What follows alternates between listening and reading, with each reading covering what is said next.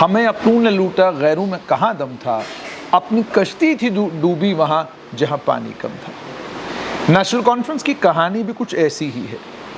Bharatiya Janata party के ऊपर national conference ने ये आरोप लगाया कि बीजेपी नेशनल कॉन्फ्रेंस को तोड़ने की कोशिश कर रही है ताकि जम्मू कश्मीर की सरकार को गिरा सके और उसके बाद वो अपनी सरकार बनाएंगे और ये सरकार बनाने के बाद जम्मू कश्मीर को पूर्ण राज्य का दर्जा भी दिया जाएगा। दूसरी तरफ नेशनल कॉन्फ्रेंस के मेंबर पार्लियामेंट आगा सईद रूहुल्लाह का आज बयान आया है। उन्होंने उमर अब्दुल्ला को कहा कि आपने जब अपनी टोपी उतारकर जम्मू कश्मीर के लोगों से गुजारिश की थी कि आप मुझे एक मौका दे दीजिए, मैं अपनी इज्जत आपके सामने रख रहा हूं, तो ये टोपी जो आपने उतारी थी ये स्टेटहुड के लिए नहीं उतारी थी, बल्कि ये टोपी उतारी गई थी 370 की रिस्टोरेशन के लिए, 35A की रिस्टोरेशन के लिए। वो जो खुसूसी अहमियत और जो खुसूसी हक जम्मू कश्मीर के लोगों को हासिल थे उनकी वापसी के लिए आपने टोपी उतारी थी। लेकिन अब जब आप बात सिर्फ स्टेटहुड की करते हैं तो इससे यूं लगता है कि आप जम्मू कश्मीर के लोगों की तरफ से नहीं बल्कि आप दिल्ली के यार और मददगार बनकर बात कर रहे हैं। और आज तो हैरान करने वाला बयान कांग्रेस के नेता प्रोफेसर सैफुद्दीन सोज, जो जम्मू कश्मीर प्रदेश कांग्रेस कमेटी के पूर्व अध्यक्ष भी रहे हैं, पूर्व मंत्री भी रहे हैं, उन्होंने भी कहा लड़ाई स्टेटहुड की नहीं है, लड़ाई है कि जम्मू कश्मीर की को जो स्पेशल स्टेटस हासिल था उस स्टेटस को वापस लेने की लड़ाई है। जिस मामले को सुप्रीम कोर्ट ने सुना हो और सुप्रीम कोर्ट ने जिस मामले की सुनवाई करने के बाद जम्मू कश्मीर के पुनर्गठन कानून पर मोहर लगाई हो और जिस स्पेशल स्टेटस का तब तक रिस्टोर होना, रिजरेक्ट होना संभव ही नहीं है जब तक भारतीय जनता पार्टी की सरकार केंद्र में है, और अगर बीजेपी की सरकार के बाद भी कोई सरकार आती है तब भी ये संभव नहीं है कि 370 या इसके जैसा कोई प्रोविजन जम्मू कश्मीर को दोबारा से मिले। क्योंकि अलग अलग वक्तों में जो यहाँ के राज्यपाल रहे हैं, अलग अलग वक्तों में देश में जो अलग अलग इंपॉर्टेंट पोजीशंस पर लोग रहे हैं, उन्होंने अपनी रिपोर्टों में, उन्होंने अपने आंकलनों में बार बार ये बात कही है कि जम्मू कश्मीर को जो आपने स्पेशल स्टेटस दिया हुआ था, जो प्रिविलेजेस जम्मू कश्मीर को हासिल थी, उन प्रिविलेजेस के नतीजे में यहाँ पर अलगाववाद और आतंकवाद बढ़ा। उनके नतीजे में यहाँ पर अलगाववाद की भावना कभी ख़त्म नहीं हुई। ये अलग अलग राज्यपालों ने अपने अपने दौर में किताबें लिखी हैं, नोट्स लिखे हैं, और गृह मंत्रालय के पास ढेर पड़ा है ऐसी रिपोर्टों का जिसमें यहाँ के जिम्मेदारों ने, इंपॉर्टेंट लोगों ने नई दिल्ली को ये कहा कि ये स्पेशल स्टेटस है, जिस स्पेशल स्टेटस ने जम्मू कश्मीर के लोगों को दिल्ली से दूर करके रखा है। अब केंद्र में कोई भी सरकार आए, सवाल ही पैदा नहीं होता कि कोई सरकार ये रिस्क लेगी कि वो जम्मू कश्मीर को लेकर 370 के अंदर दोबारा कोई अमेंडमेंट करे और जम्मू कश्मीर को कोई खास दर्जा दोबारा से मिले। जब सूरत हाल ये है, और इस सूरत हाल से मुख्यमंत्री, उप मुख्यमंत्री और खुद आगा सईद रूहुल्लाह भी वाकिफ हैं। प्रोफेसर सैफुद्दीन सोज भी जानते हैं कि अगर कांग्रेस भी सत्ता में आती वो भी नहीं कर पाएगी। लेकिन उसके बावजूद ये रट लगाए रखना कि जी लड़ाई तो स्पेशल स्टेटस की है, लड़ाई तो 370 की है, ये बात ज़रूर मुख्यमंत्री उमर अब्दुल्ला ने मुख्यमंत्री बनने से पहले कही थी। लेकिन जब से वो मुख्यमंत्री बने हैं कुछ सच्चाइयाँ उनके सामने आई हैं। पहली सच्चाई ये कि अभी तक ट्रांजैक्शनल बिजनेस रूल्स नहीं आए, अभी तक जम्मू कश्मीर के एडवोकेट जनरल का अता पता नहीं। स्टेटहुड को लेकर मुख्यमंत्री अब खुद कहते हैं कि जब भी मैं जाता हूं कहा जाता है कि पर्याप्त समय, सही समय आएगा, उचित समय पर आपको राज्य का दर्जा दिया जाएगा। अब वो कहते हैं उचित समय कब है मुझे नहीं मालूम। तो जहां राज्य का दर्जा मिलना मुश्किल है वहां 370 और 35A की लड़ाई की बात करना राजनीति तो हो सकता है, पर इसका ज़मीनी हकीकत से कोई वास्ता हो या ये ज़मीनी हकीकत के साथ मुशाबियत रखता हो, ऐसा बिल्कुल नहीं है। मतलब साफ ये है कि 370 का जहां तक ताल्लुक है उसमें संशोधन हो गया, अमेंडमेंट हो गई। अब उसके अंदर और कोई परिवर्तन होगा ये फिलहाल तो संभव नहीं है। सुप्रीम कोर्ट में मामला स्टेटहुड को लेकर पड़ा हुआ है और नॉन सीरियस जम्मू कश्मीर की पॉलिटिकल पार्टीज की इतनी ज़्यादा है कि कोई भी सुप्रीम कोर्ट में जाकर न डेट लेने के लिए तैयार है, न उस सुप्रीम कोर्ट के मामले को फॉलो करने के लिए तैयार है। और ये केवल उमर अब्दुल्ला के लिए नहीं है, आगा सईद रूहुल्लाह भी इसी रास्ते पर है। वो भी बयानबाजी बहुत खूबसूरत कर रहे हैं, लेकिन बयानबाजी करने के अलावा वो कुछ नहीं कर रहे। यानी आप बयान ज़रूर दे रहे हैं 370 35A को लेकर, लेकिन प्रैक्टिकल क्या स्टेप्स आपने उठाए?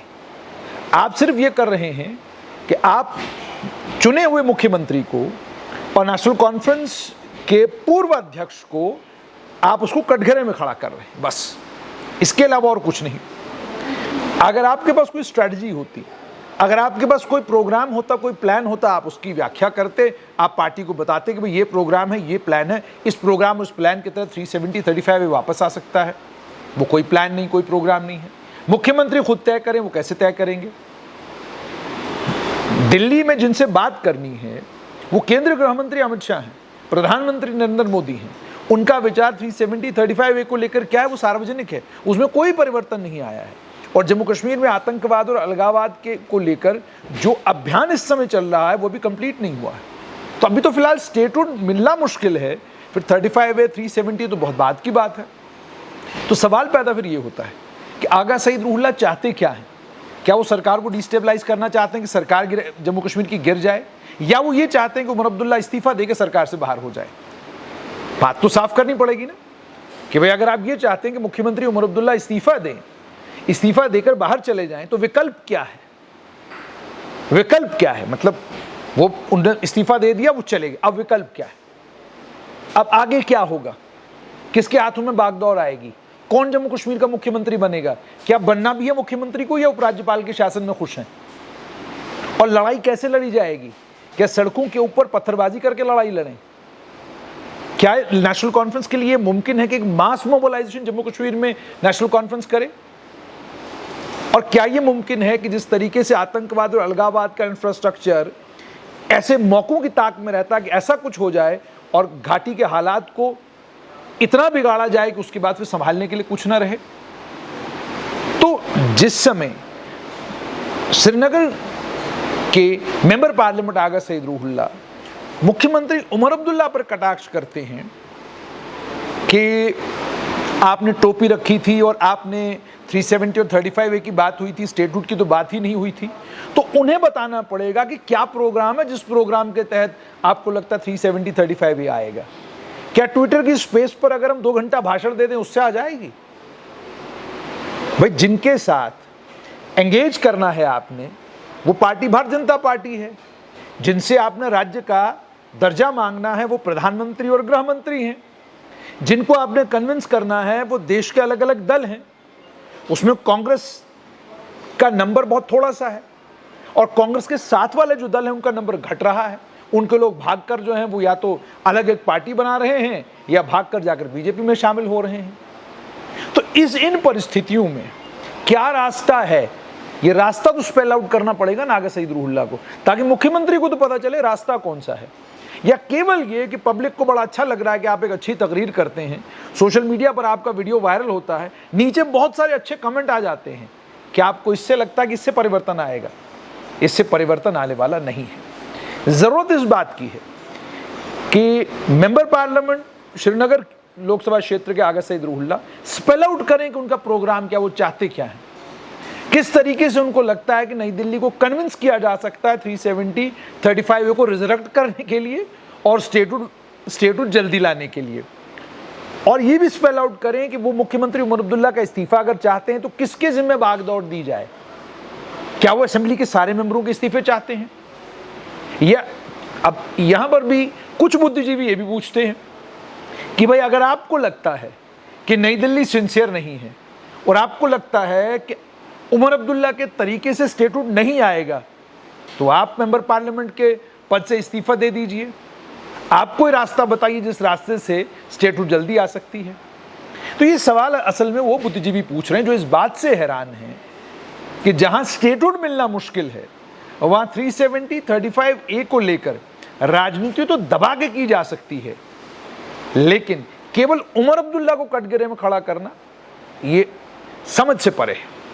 क्योंकि जहां तक मुख्यमंत्री उमर अब्दुल्ला का ताल्लुक है, इसमें कोई अचरज वाली बात नहीं है। वो जब से मुख्यमंत्री बने वो अपनी कुर्सी पे हैं और केंद्र शासित प्रदेश के मुख्यमंत्री के तौर पर अपना कामकाज संभाल रहे हैं। हाँ, फ्रस्ट्रेशन उनको इस बात की जरूर है कि वे पुलिस जवाबदेह नहीं है, उनको जिला के IAS अधिकारी जवाबदेह नहीं है, उनको इंपॉर्टेंट इंस्टीट्यूशन जिनके जरिए करप्शन और करप्ट लोगों के ऊपर लगाम लगाई जा सकती है वो उपराज्यपाल के पास है। वो जो एडीजीपी सीआईडी सुबह सुबह मुख्यमंत्री को बताया करते थे कि पूरे दिन में क्या कुछ होना है, वो उपराज्यपाल को आजकल सारा सब कुछ बताते हैं। तो ये सब दिक्कतें तो हैं, राज्य जब आएगा तो ये सब तो उन्हीं के पास आएगा। तो ये सब दिक्कतें तो वो झेल रहे हैं, लेकिन इसके साथ में ट्रांजैक्शनल बिजनेस रूल्स नहीं है, इसके साथ में कई और चीजें हैं। तो इसलिए नेशनल कॉन्फ्रेंस की जो आंतरिक राजनीति है, जिसमें आगा सईद रूहुल्लाह एक वॉरियर बन गए हुए हैं और मुख्यमंत्री उमर अब्दुल्ला डिफेंस खेल रहे हैं, ये नेशनल कॉन्फ्रेंस की आंतरिक राजनीति समझ से बिल्कुल परे है। इसलिए समझ से परे है कि मुख्यमंत्री कह रहे हैं कि लेनी स्टेटहुड है, आगा सईद रूहुल्लाह कहते हैं कि नहीं स्टेटहुड की बात नहीं, 370 35A की बात है। लेकिन दोनों इस बात के लिए तैयार नहीं कि अपनी अपनी जगहों से इस्तीफा देकर सड़क पर उतरें, आंदोलन शुरू करें और पूरे जम्मू कश्मीर के लोगों को जमा करके दिल्ली पहुंच जाएं और कहें जनाब हमको स्टेटहुड दे दीजिए। और दोनों जानते हैं ये संभव नहीं है, क्योंकि जम्मू और कश्मीर दो संभाग हैं, दोनों के विचार, सोच, चलने फिरने का तरीका, खान पान, उठने बैठने सब कुछ अलग अलग है। दोनों जगह विचार अलग अलग है। जम्मू में लोगों के अंदर एक भावना है कि जम्मू संभाग को पूर्ण राज्य का दर्जा मिलना चाहिए। कश्मीर संभाग में लोगों के अंदर ये भावना है कि 370 35A रिजरेक्ट होना चाहिए, वापस आना चाहिए, है लोगों के अंदर ये भावना। लेकिन उससे बड़ी चीज ये है कि आतंकवाद मुकम्मल तौर पर जम्मू कश्मीर से खत्म हो जाना चाहिए। ये हर एक जम्मू कश्मीर के नागरिक के मन की इच्छा है। तो केंद्र सरकार भी तो यही कह रही है, आतंकवाद जब मुकम्मल तौर पे जम्मू कश्मीर में खत्म हो जाएगा, जम्मू कश्मीर को पूर्ण राज्य का दर्जा मिलेगा। तो उससे पहले ये जो आगा सईद रूहुल्लाह और उमर अब्दुल्ला के बीच में टेबल टेनिस चल रहा है, ये टेबल टेनिस समझ से बिल्कुल परे है। जरूरत इस बात की है कि दोनों नेता अपना अपना प्रोग्राम स्पेल आउट करें कि वो किस रास्ते से अपने अपने मिशन को अंजाम देना चाहते हैं और उस रास्ते पर चलने के लिए दोनों को एक दूसरे के लिए करना क्या चाहिए। ये चलेगा नहीं ज्यादा देर कि आप सत्ता पर भी काबिज रहें, आप मेंबर पार्लियामेंट भी रहें, आप तमाम तरह के सुख भी भोगें और सब सुख भोगने के बाद जो है आप पब्लिक आम जनमानस के बीच में जब जाते हैं तो बयानबाजी ऐसे करते हैं जैसे यूं लगता है कि आपके पास कोई ऐसा फार्मूला है या कोई जादू की छड़ी है जिसको आप घुमाएंगे और नई दिल्ली, आज वाली नई दिल्ली कन्विंस हो जाएगी कि 370 और 35 से जम्मू कश्मीर को फौरन वापस दे देना चाहिए।